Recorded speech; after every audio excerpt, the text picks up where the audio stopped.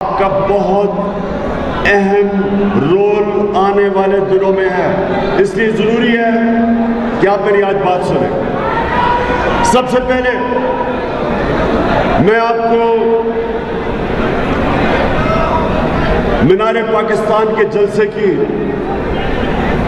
मुबारक देता हूं।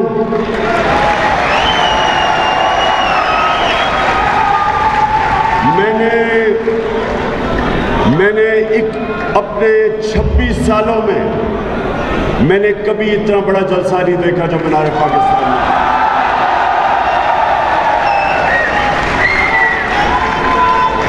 दूसरी बात, बस सुने, 27वीं रमजान को पाकिस्तान बना था। कल 27वीं रमजान है। 27वीं रमजान को एक वो मुल्क बरे सगीर में वो मुल्क बना था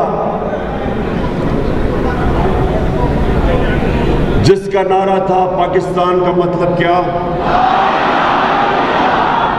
तो कल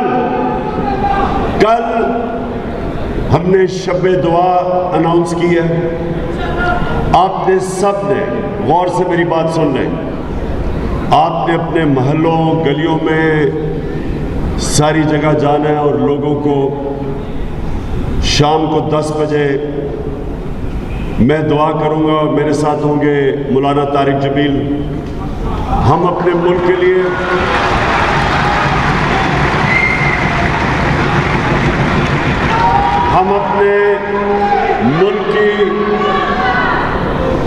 हकीकी आज़ादी के लिए दुआ करेंगे। आज़ादी मिली थी 75 साल पहले और हकीकी आज़ादी की तहरीक की कामयाबी की दुआ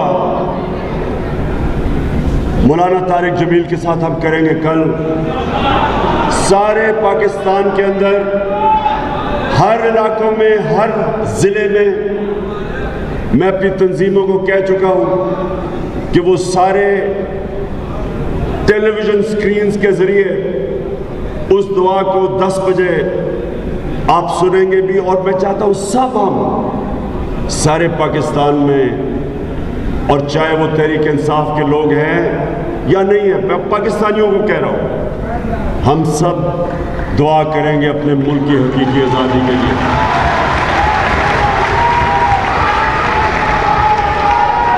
उसके अलावा उसके अलावा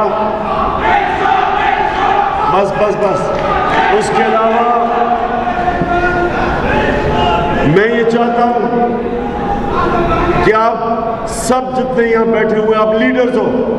जो लीडर होता है, सुने, जो लीडर होता है,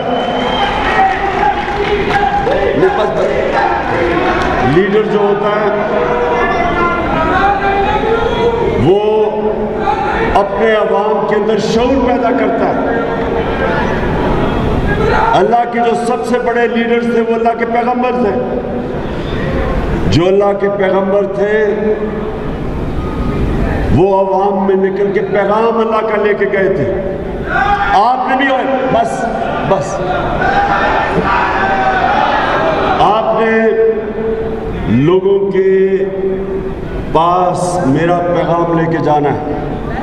और फिर से मैं कह रहा हूं, गलियों में, महल्लों में आपने लोगों से तबलीग करनी है।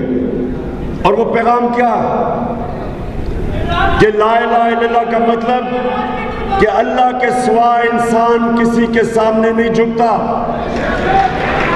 ला इलाहा इल्लल्लाह इंसान को आज़ाद कर देता है। ला इलाहा इल्लल्लाह का मतलब इकबाल का इंसान शाहीन बन जाता है, वो ऊपर चला जाता है। जो गुलाम होते हैं वो ज़मीन पे रेंगते हैं। जब आप लोगों के पास जाएंगे, लोगों को आपने बताना है कि एक मुल्क के ऊपर साजिश के तहत एक इंपोर्टेड हुकूमत मुसल्लत की गई है, जिसका मकसद सिर्फ एक है कि हमें हमें अमेरिका फतह किए बगैर हमारे ऊपर हमें कंट्रोल करेगा इंस्टीट्यूशंस के जरिए, ये बूट पॉलिशर के जरिए, ये चेरी ब्लॉसम के जरिए। ये लोग ये कंट्रोल क्यों होंगे? क्योंकि इनका पैसा, इनकी जायदाद, बड़े बड़े महल्लात इनके मुल्क से बाहर हैं, और ये उसकी वजह से ये अपनी चोरी के पैसे को बचाने के लिए ये सारे मुल्क को गुलाम बना देंगे। फैसले हमारे मुल्क की बेहतरी के लिए नहीं करेंगे, अपने मुल्क को कुर्बान करेंगे किसी और मुल्क के फॉरेन पॉलिसी, उनके मफादात के लिए। हमने जो अमेरिका की जंग के अंदर शिरकत की थी, हमारा जो तब सरबराह था, एक टेलीफोन कॉल के ऊपर घुटने टेक गया। 80,000 पाकिस्तानी मारे गए उस जंग में। हमारे मुल्क को जो मुश्किलात का सामना करना पड़ा, सिर्फ इस वजह से कि जो हमारा मुल्क का सरबराह था, उसने अपने मुल्क की मफादात के लिए फैसले नहीं किए, अपने मुल्क को कुर्बान किया किसी और मुल्क की फॉरेन पॉलिसी के लिए, फायदे के लिए। इसलिए आज जो ये साजिश हुई, एक जो साजिश हुई, ये साजिश सिर्फ इसलिए हुई पाकिस्तान पे कि आपका जो प्राइम मिनिस्टर था, उसने कहा मैं वो फॉरेन पॉलिसी बनाऊंगा जिसका सिर्फ मकसद होगा मेरे मुल्क की लोगों की मफादात के लिए, मेरे लोगों के फायदे के लिए। मैं अपने लोगों को किसी और मुल्क के लिए कुर्बान नहीं करूंगा। इसलिए साजिश हुई। और सुने, एक मिनट सुनो, एक मिनट देखो, सुनो, अगर आप मुझे तकरीर नहीं करने देंगे और नारे मारते रहेंगे तो आप पैगाम कैसे लेके जाएंगे लोगों के पास? अब आपने गौर से सुनने जो मैंने आपको पैगाम देना है, क्योंकि मैं चाहता हूं कि कम से कम 20 लाख लोग इस्लामाबाद में पहुंचे जब मैं कॉल दूंगा।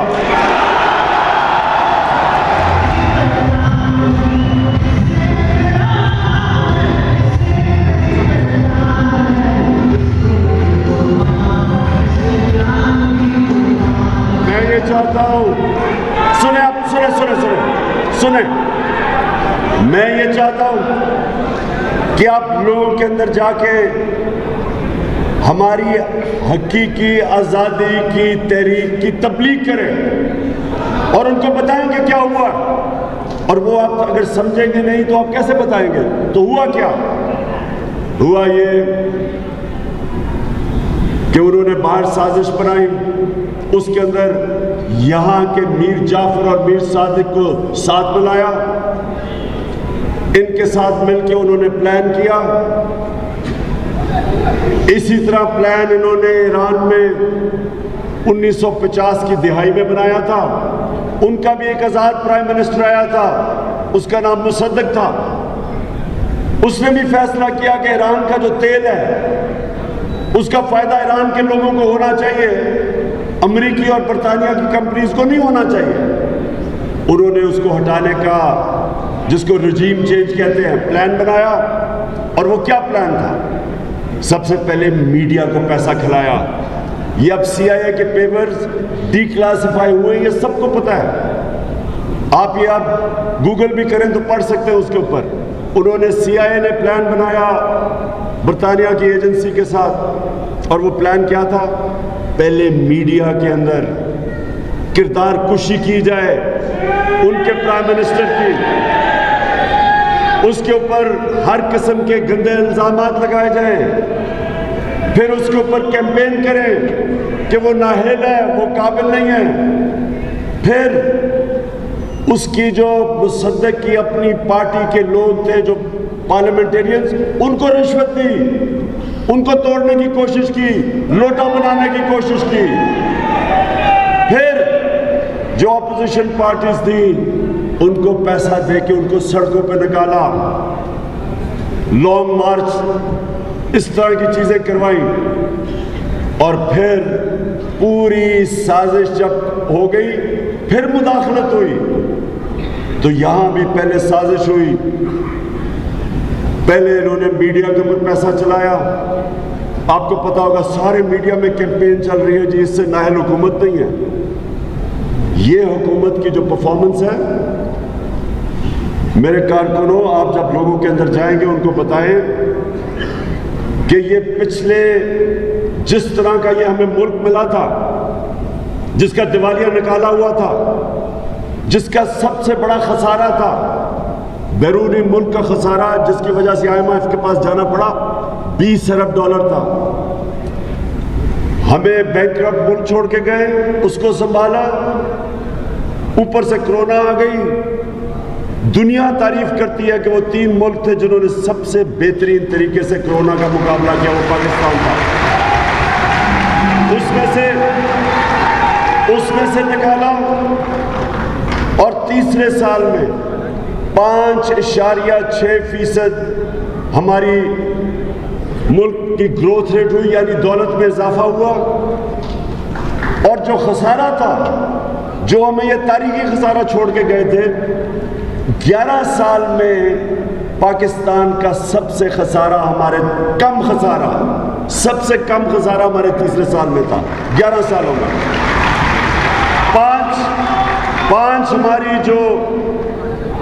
पांच हमारी फसलें, उनकी रिकॉर्ड पैदावार थी, क्योंकि हमने किसानों की मदद की, हमने उनको टाइम पे पेमेंट दिलवाई, उनको पूरे पैसे दिलवाए। ये जो शुगर मिल माफिया था, इसके खिलाफ एक्शन लिया, किसानों के पास पैसा आया, उन्होंने अपनी जमीन पे लगाया।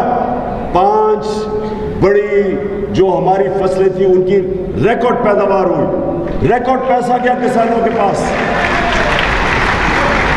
इंडस्ट्री हमारी मार्च में 8.6% पे बढ़ी। इसका मतलब नौकरियां मिली, खुशहाली आई। वर्ल्ड बैंक की सर्वे है कि बर्रे सगीर में जिस मुल्क में सबसे कम बेरोजगारी थी, वो पाकिस्तान था। फिर उसके बावजूद मीडिया पे पूरी कैंपेन चलाई गई कि हुकूमत फेल हो गई, हुकूमत नाअहल है। इसके बावजूद कि वही IMF कह रहा है कि पाकिस्तान सस्टेनेबल ग्रोथ में निकल गया, वर्ल्ड बैंक तारीफें कर रहा है, या हमारी ऑपोजिशन कहती फेल हो गई। तो पूरी प्रोपेगेंडा कैंपेन चलाई गई। फिर हमारे उन लोगों से मिला, अमेरिकन एम्बेसी किन से मिल रही थी? हमारे उन लोगों से जो बाद में लौटा हुए, उनसे मीटिंग शुरू कर दी इन्होंने।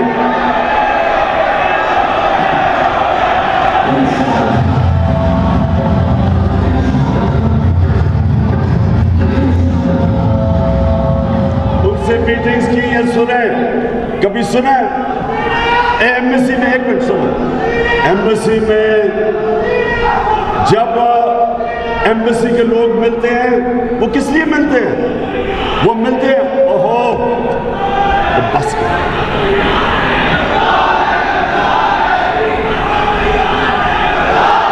बस, ओहो बस। अच्छा, कंट्रोल करो इसको। अच्छा, अब सुने, एम्बेसी किस तरह के लोगों को मिलती है? वो मिलती है फॉरेन पॉलिसी की बात करने के लिए। वो हमारे उन लोगों को मिल रही है जिनको फॉरेन पॉलिसी का क्या पता था, लेकिन उनको पता था कि वो थोड़े पार्टी से खुश नहीं है, बैक बेंचर्स हैं, उनको मिलना शुरू कर दिया। ऑपोजिशन लीडर से मुलाकातें बढ़ गई उनकी।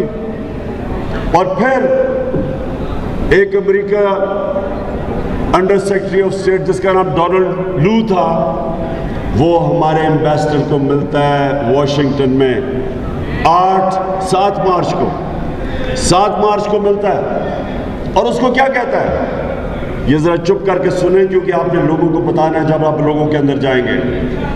वो कहता है हमारे एम्बेसडर को कि इमरान खान के खिलाफ नो कॉन्फिडेंस की मोशन टेबल कर दी गई है असेंबली में, कर दी जाएगी। अभी की नहीं थी, उसको वॉशिंगटन में पहले पता था कि नो कॉन्फिडेंस टेबल की जा रही है। और फिर कहता कि अगर ये नो कॉन्फिडेंस इमरान खान के खिलाफ कामयाब ना हुई, यानी ये प्राइम मिनिस्टर रह गया, तो पाकिस्तान को बड़ी मुश्किलात का सामना करना पड़ेगा। कहता कि पाकिस्तान को हम आइसोलेट कर देंगे, यानी पाकिस्तान को तन्हा कर देंगे, और हम भी नहीं, यूरोपियन भी कर देंगे। उसको धमकी देता है। और लेकिन कहता कि अगर इमरान खान को नो कॉन्फ्रेंस से हटा दिया गया तो पाकिस्तान को माफ कर देंगे।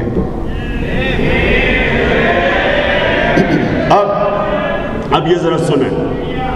पहले तो जो हमारे मुखालिफ थे, ये ऑपोजिशन पार्टीज, इन सारों ने कहा जी ये झूठ है। जो मरासला हमारे पास आया था, जो साइफर आया था, इन्होंने कहा ये फ्रॉड है।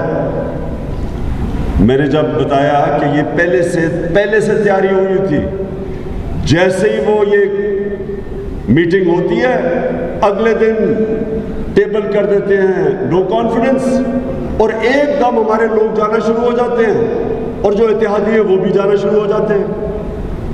इसको कहते हैं साजिश। पहले साजिश होती है, पूरी तैयारी होती है, और फिर मुदाखलत होती है, यानी कि नो कॉन्फिडेंस के जरिए एक 22 करोड़ मुल्क के प्राइम मिनिस्टर को हटाया जाता है। ये मैं आपको इसलिए कह रहा हूं क्योंकि जब आप लोगों के अंदर जाएंगे, आपने एक एक बात बतानी है लोगों को कि अगर ये कामयाब हो जाते हैं, ये जो पुतले बैठाए हुए ऊपर, ये जो चेरी ब्लॉसम बूट पॉलिश ऊपर बैठा दिया हमारे ऊपर, ये जो मीर जाफर को ऊपर बैठा दिया है। मीर जाफर वो आदमी था जिसने बंगाल में अंग्रेजों के साथ मिलके सिराजुद्दौला, जो मुसलमान वहां का गवर्नर था, उसके खिलाफ साजिश करके बंगाल को अंग्रेजों का गुलाम बना दिया जाती मफादात के लिए। ये भी वही मीर जाफर है NRO 2 के लिए, क्योंकि अब इसको NRO मिल जाएगा, चोरी सारी इसकी और इसके सारे टब्बर की चोरी माफ हो जाएगी। उसके लिए ये पाकिस्तान को गुलाम बनाएगा।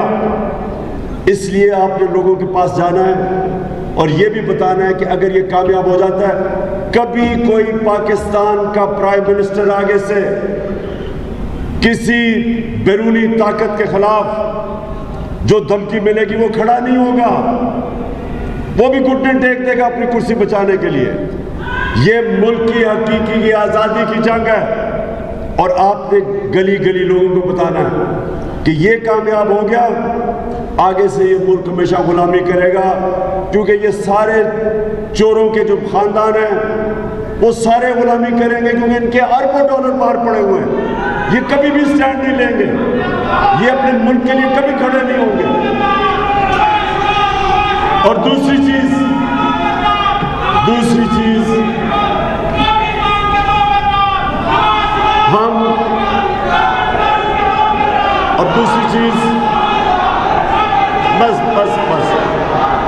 चीज ये जो आपने बतानी है लोगों को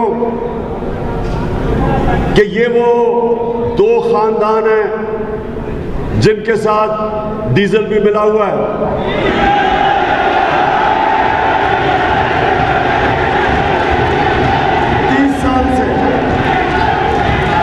30 साल से ये मुल्क के हुक्मरानी करते रहे। इनके ऊपर जो करप्शन के केसेस हैं इनके दौर के बने हुए हैं। इनको पहले जनरल मुशर्रफ ने अमेरिका के प्रेशर में NRO दिया। अमेरिकन जो under secretary of state Condoleezza Rice, वो अपनी किताब में लिखती है कि मैंने मुशर्रफ और बेनज़ीर के बीच में समझौता करवाया, उन्होंने NRO दिलवाया था। उस NRO की वजह से जो लूटमार हुई इनके 10 सालों में 8 से 18 तक 4 गुना पाकिस्तान का कर्जा बढ़ा। इस मुल्क का कर्जा जो मुशर्रफ के दौर में कितना था और इनके दौर में कितना था?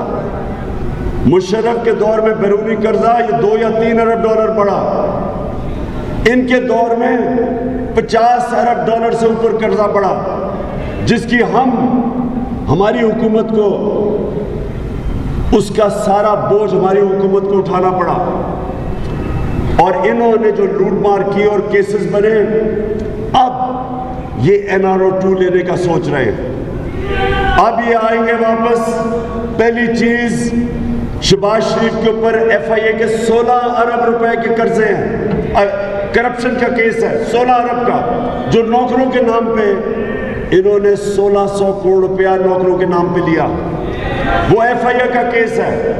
आते साथ ही सारी FIA के लोगों को इसने ट्रांसफर किया। अब अपना वो केस खत्म करवाएगा। जिस तरह इन्होंने NRO 1 में सारे केस खत्म करवाए, अब NRO 2 में आसिफ जरदारी के अरबों रुपए के केसेस पड़े हुए हैं फेक अकाउंट्स के, वो खत्म होंगे। इनके सारे नीचे वजीरों के ऊपर केसेस, वो खत्म होंगे। ये सफाई स्लेट साफ करके फिर से लूटमार शुरू करेंगे। और इसमें क्या होगा? ये जब NRO 2 लेंगे तो पाकिस्तान के सारा इंसाफ के निजाम की कब्र खोदी जाएगी, हो जाएगा। कोई FIA का आदमी आगे से किसी ताकतवर के खिलाफ केस करने से डरेगा, क्योंकि उनके ऊपर अब इंतकामी कार्रवाई की जाएगी। और उसके अलावा जो हमारी नैब होगी, जो हमारी अदालतें होंगी, वो फिर सिर्फ छोटे छोटे चोरों को पकड़ेंगे। ताकतवर डाकुओं को हमारे इंसाफ का निजाम नहीं पकड़ सकेगा। नबी सल्लल्लाहु अलैहि वसल्लम ने ये नौजवानों ये तबलीग ये भी कर लिया आपने। उन्होंने आज से तकरीबन 1500 साल पहले कह दिया था कि जो कौम सिर्फ छोटे चोरों को जेल में डालती है और बड़े डाकुओं को नहीं पकड़ सकती, वो तबाह हो जाती है। और आज हर गरीब मुल्क में देख लें, जिस मुल्क में गुर्बत है उसमें एक ही चीज होगी कि वो भी सिर्फ छोटे चोरों को जेल में डालते हैं और बड़े डाकुओं को नहीं पकड़ सकते। ये होने वाला है। ये दूसरी चीज आपने अपने लोगों को बतानी है। और तीसरी चीज, जो चीफ इलेक्शन कमिश्नर है, ये जो राजा सुल्तान है, ये नून लीग का एक एजेंट है। हम इसको कभी तस्लीम नहीं करते। ये सारे इसके फैसले, पहले तो इलेक्शन कमीशन में सिर्फ 2 लोग बैठे हुए हैं, 2 और भर्ती करने, वो भी आए नहीं। ये अकेला आदमी फैसले करता है और इसके सारे फैसले तहरीक इंसाफ के खिलाफ होते हैं। हमने इसको, जब से हमारी हुकूमत आई, हम इसे कहते रहे कि जो फॉरेन फंडिंग केस जो इन्होंने बनाया हुआ है, हम ये चाहते हैं, वो फॉरेन फंडिंग तो है नहीं, बैरून मुल्क पाकिस्तानियों के पैसे फॉरेन फंडिंग तो नहीं हुई, वो तो पाकिस्तान भी फॉरेन फंडिंग पे चल रहा है। 31 अरब डॉलर वो ना भेजे तो आज पाकिस्तान भी ना चले। तो हमने इसको तब भी कहा कि तीनों जमातें, जो बड़ी 3 जमातें हैं, हम सब के केस इकट्ठे सुने जाए। क्यों नहीं आप, अगर आपको पार्टीज की फंडिंग के केस देख रहे हैं तो सबके इकट्ठे सुने।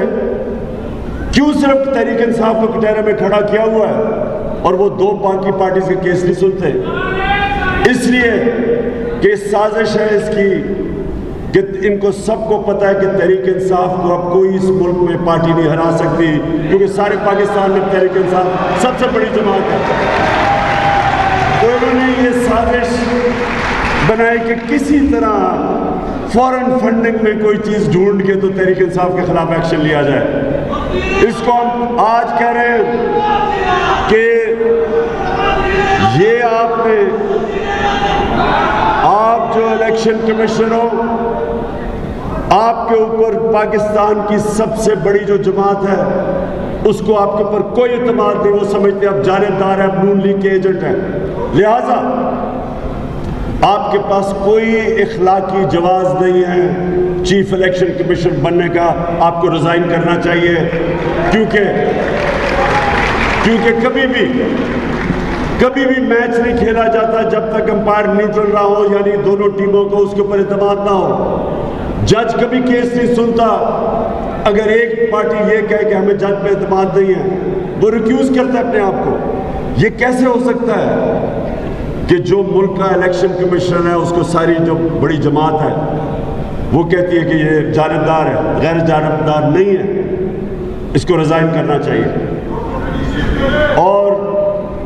और सबसे बड़ी बात ये कि क्या वजह है कि जो साजिश का हिस्सा अनजाने में बने, ये जो लोगों ने जो लोटे बने, पैसे लेके अपने ज़मीर बेचे, शायद इनको नहीं पता था। हमने हालांकि पार्लियामेंट में इनको दावत दी कि पार्लियामेंट की सिक्योरिटी कमेटी में आए, हम आपको ये मुरासला दिखाते हैं। वो हमने आज सुप्रीम कोर्ट के चीफ जस्टिस को भी भेजा है, प्रेसिडेंट के पास भी है। सबको पता होना चाहिए कि अब तो नेशनल सिक्योरिटी काउंसिल की जो शहबाज शरीफ ने मीटिंग की, उसमें भी उनको तस्लीम करना पड़ा कि ये मुरासला जेन्युइन है, ये फेक नहीं है। तो हो सकता था कि इन लोगों को पता ना हो। शहबाज शरीफ को और आसिफ जरदारी को, नवाज शरीफ, उसने तो सबसे ज़्यादा साजिश पे उसने लंदन में बैठ के की थी, और फजल रहमान को, इन सबको पता था कि मुरासला असल में अमेरिका के साजिश के हिस्से थे। ये तीनों थ्री स्टूडेंट्स साजिश का हिस्सा थे। लेकिन हो सकता है कि ये जो लोटे थे इनको ना पता हो। लेकिन मैं ये आज कहता हूँ, मैं पाकिस्तान की अदालतों से भी पूछता हूँ और मैं इलेक्शन कमीशन से भी पूछता हूँ कि क्या है इतनी बड़ी साजिश हुई पाकिस्तान से, और ये लोगों ने अपने ज़मीर बेचे, 20-25 करोड़ रुपए के लेके इन्होंने इस साजिश का हिस्सा बने, गवर्नमेंट को गिराने में इन्होंने पूरा हिस्सा लिया। तो क्या पाकिस्तान का इंसाफ का निज़ाम कोई इनके ऊपर स्टेप नहीं लेगा? क्यों नहीं इसके ऊपर फौरी तौर पे डे टू डे हेयरिंग की गई? ये क्या हम मिसाल दे रहे हैं अपनी आने वाली नस्लों को, अपने बच्चों को क्या मिसाल दे रहे हैं कि पार्लियामेंट में वो लोग बैठे हुए हैं, ऐसे लोग हैं जो पैसे लेके अपने हल्के के लोगों से भी गद्दारी करते हैं, अपने मुल्क से भी करते हैं, अपने आइन से भी करते हैं, कानून की भी खिलाफ वर्जी करते हैं। इनके ऊपर कोई एक्शन नहीं लिया जाएगा। और क्यों इतनी देर लग रही है? ये सारी कौम की डिमांड है, इलेक्शन कमीशन से भी, अपनी अदलिया से भी, कि डे टू डे हेयरिंग करके इनके खिलाफ एक्शन लिया जाए।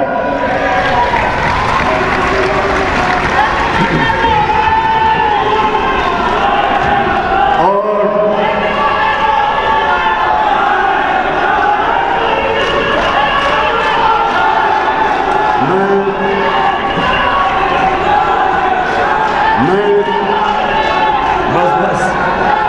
मैं आखिर में दो चीजें और कहना चाहता हूं। मैं इसलिए चाहता हूं, आपकी सबकी जिम्मेदारी है, सुनो, जिम्मेदारी है आपकी कि आपने कोई रेस्ट नहीं करना, आपने तबलीग करनी है, अपने इलाकों में जाना है। फिर से मैं कहता हूं, लोगों को आपने बेदार करना है, शऊर देना है कि पाकिस्तान इस फैसला कुन वक्त पे खड़ा है। सब ने इस तहरीक में शिरकत करनी है। ये शिरकत है पाकिस्तान के मुस्तकबिल की। और मैं आप सबको आज ये कहना चाहता हूं कि आपके लिए कोई रेस्ट नहीं है। ईद वाले दिन भी, ईद भी मिले,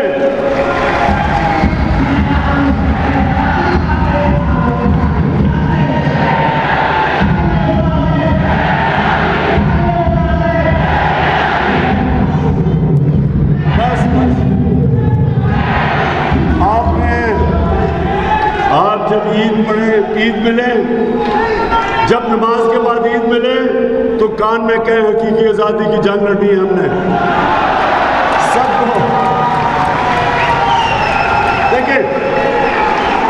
नौजवानों मेरी बात सुन लें, कभी भी कोई आपको आज़ादी लेके नहीं देता। कौम अपनी आज़ादी खुद जद्दोजहद से लेती है, अपनी आज़ादी के लिए जहाद करती है। इसलिए आपने कोई रेस्ट नहीं करना।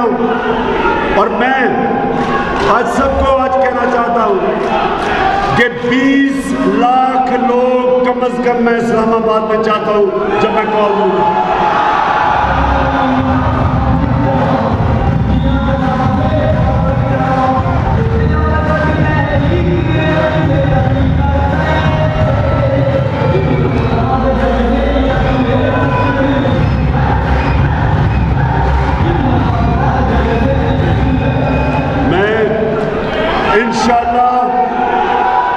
हर शहर जाऊंगा, पाकिस्तान हर शहर में जाऊंगा, अपने लोगों को तैयार करूंगा इस्लामाबाद के लिए। मैं परसों मुल्तान जा रहा हूं, ईद की छुट्टियों के बाद फिर मैं निकल जाऊंगा, सारे पाकिस्तान जाऊंगा, अपने लोगों को तैयार करूंगा इस हकीकी आज़ादी की जंग के लिए। और मैं आखिर में अपनी मीडिया के लोगों से पूछना चाहता हूं, अपने लिबरल जो कि मीडिया की आज़ादी की बात करते हैं उनसे पूछना चाहता हूं कि क्या हमारे ज़माने में कभी इस तरह का मीडिया ब्लैकआउट हुआ जो आज तहरीक इंसाफ से हो रहा है? क्या अब आज़ादी राय किधर गई? किधर गई आज़ादी? मीडिया किधर गया? हमारे ज़माने में 80% जो प्रोग्राम्स होते थे वो हमारी गवर्नमेंट के खिलाफ होते थे।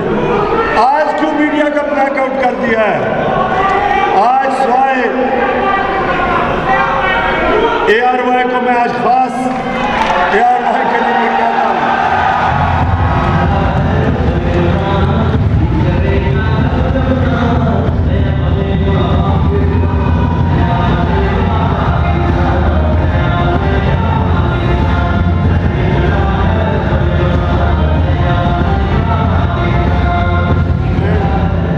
मैं आज ARY को खराज तहसीन पेश करता हूं कि डट के खड़ा है ARY।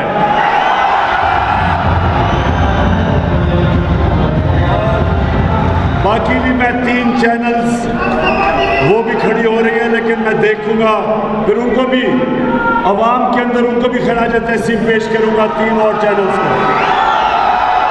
लेकिन बाकी चैनल से मैं पूछना चाहता हूं कि कौन आपको धमकी दे रहा है कि तहरीक इंसाफ को ब्लैकआउट करो? और किधर है वो लिबरल जो हमेशा कहते थे जी कि आज़ादी है सहाफ़त और आज़ादी है राय?